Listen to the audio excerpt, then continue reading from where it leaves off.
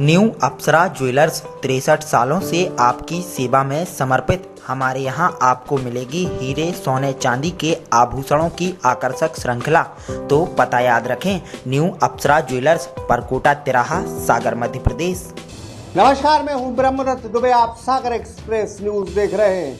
हिंदुस्तान में जब जब सरकारों ने कुछ गलत किया है, तब तब इस देश के युवाओं ने इंकलाब किया है। साथ ही इस देश की जनता जनार्दन ने सरकार की जमकर मजम्मत की है। आज हम मध्य प्रदेश के बुंदेलखंड की एक तस्वीर दिखा रहे हैं, जहां सरकार ने यह फरमान सुना दिया है कि 2 लाख पेड़ काटे जाएंगे और हीरा खनन के लिए ये जमीन लीज पर दी जाएगी। तो जाहिर तौर पर सरकार के इस फैसले पर युवाओं ने अपना रुख किया है। लेकिन उससे पहले हम फिर बता दें कि जब जब वनों की कटाई हुई है, इस देश के आम नागरिकों ने, कुछ पर्यावरण विद्वानों ने समय समय पर तारीख दर तारीख इसके खिलाफ मुहिम की है। और एक मुहिम 1973 में भी इस हिंदुस्तान की धरती पर हुई थी, जिसे चिपको आंदोलन कहा गया था। देखिए इस स्पेशल रिपोर्ट में कि चिपको आंदोलन क्या है और बुंदेलखंड में चिपको आंदोलन की फिर शायद तैयारी देखने को मिल रही है। देखिए इस खास रिपोर्ट सागर एक्सप्रेस न्यूज के साथ।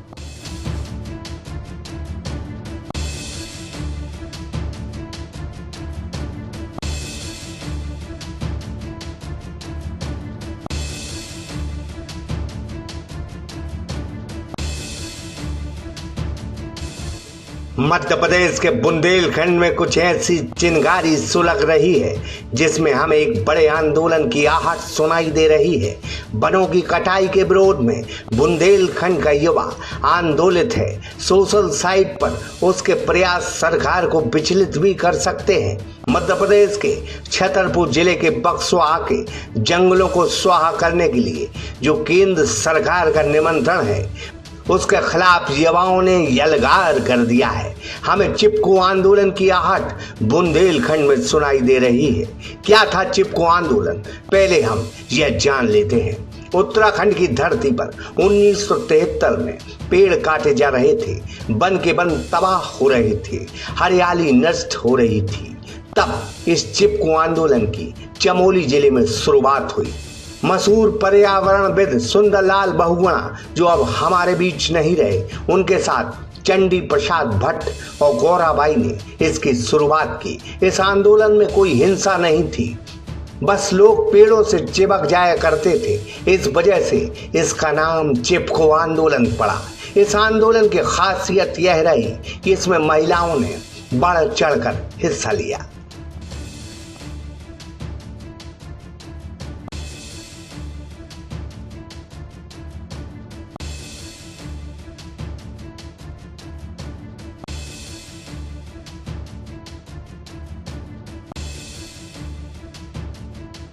सात सालों के संघर्ष के बाद 1980 में केंद्र सरकार से बड़ी राहत मिली। तत्कालीन प्रधानमंत्री स्वर्गीय इंदिरा गांधी ने 15 सालों तक हिमालयी वनों की कटाई पर रोक लगा दी।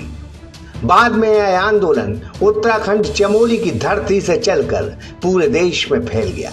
यही वो चिपको आंदोलन था जिसमें पेड़ जीत गए, वनों के लिए इंसानी भावनाएं जीत गई और माफियों के साथ सरकार झुक गई। तो आपने चिपको आंदोलन की ये तस्वीरें देखी, कैसे इसमें महिलाओं ने बढ़ चढ़कर हिस्सा लिया। हम तमाम उन लोगों से कहेंगे कि वो आंदोलन अधूरे रहते हैं जिनमें महिलाएं हिस्सेदारी नहीं करती। इसलिए ये अभियान है हमारे जंगल को बचाने का। तो जाहिर तौर पर महिलाएं भी इस आंदोलन में अगर भाग लेंगी तो जाहिर है सरकार को फिर झुकना पड़ेगा। लेकिन उससे पहले हम बता दें कि चिपको आंदोलन की बुंदेलखंड में भी तैयारी शुरू हो गई।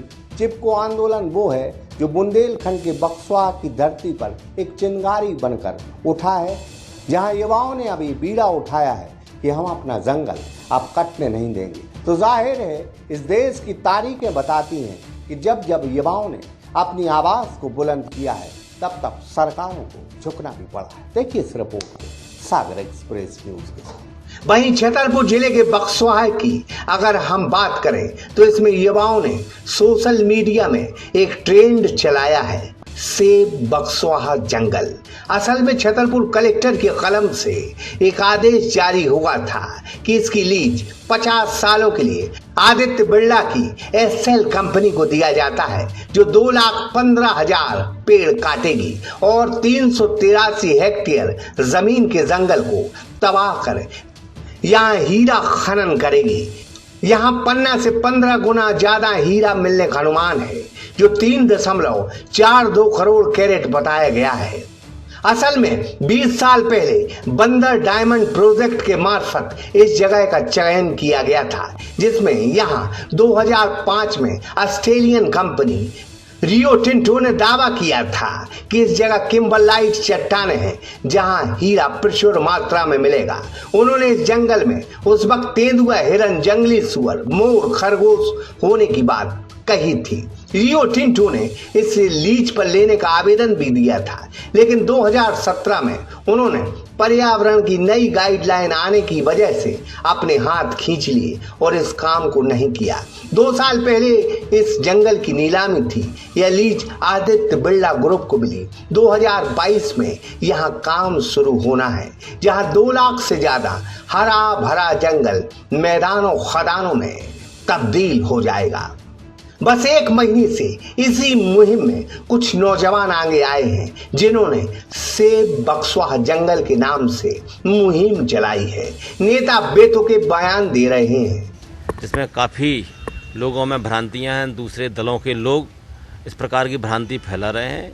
मैं आपके चैनल के माध्यम से बताना चाहता हूं कि बंदर डायमंड प्रोजेक्ट जो हमारा बक्सवाहा में है, वो दुनिया का सबसे बड़ा प्रोजेक्ट बनने वाला है और इसमें हीरे का बहुत प्रचुर मात्रा में भंडार पाया गया है। और आने वाले समय में बक्सवाहा पूरे मध्य प्रदेश तो क्या, देश में और विदेश में भी अपने इसके पटल पे होगा। बिना पर्यावरण की स्वीकृति के कोई कार्य हो नहीं सकता, और पर्यावरण की स्वीकृति मिलने के बाद वहाँ पर यदि एक पेड़ काटा जाएगा तो उसके अपोजिट करीब 15 पेड़ वहां लगाए जाएंगे। तो कुछ लोग इसमें सार्थक बयान भी दे रहे हैं। बक्सवाहा छतरपुर के जंगलों के 2,15,000 से ज्यादा पेड़ों की कटाई होने वाली है एक निजी कंपनी के द्वारा, सिर्फ महज कुछ हीरों के लिए। आप ही बताइए, वर्तमान स्थिति को देखते हुए हमें हीरों की जरूरत है या वृक्षों से, सदियों पुराने वृक्षों से ऑक्सीजन की? अब वर्तमान परिवेश में आपने अपनों को खोया है। ऑक्सीजन की कमी हमारे जीवन में भूचाल ले आती है। मैं आप सभी लोगों से एक अपील करना चाहती हूँ, आप अपने स्तर से जितना भी हो सकता हो बक्सवाहा के जंगलों को बचाएं, सरकार से मांग करें। जिस तरह से मैंने माननीय प्रधानमंत्री नरेंद्र मोदी जी को पत्र लिखा, उसमें मैंने इस बक्सवाहा के जंगल का विवरण देती हुए उनसे मांग की है कि वो अपने पद का उपयोग कर सकते हैं और इस जंगल की कटाई का स्टे ला सकते हैं। हम बार बार कहते हैं कि जिस आंदोलन या अभियान का झंडा महिलाएं पकड़ती हैं, तारीख उस बात की गवाही देता है कि वह अभियान, आंदोलन आज तक इस धरती पर असफल नहीं हुआ। युवाओं में हमें चिपको आंदोलन जैसी शैली दिख रही है, जो आने वाले दिनों में एक बड़ी मुहिम साबित होगी।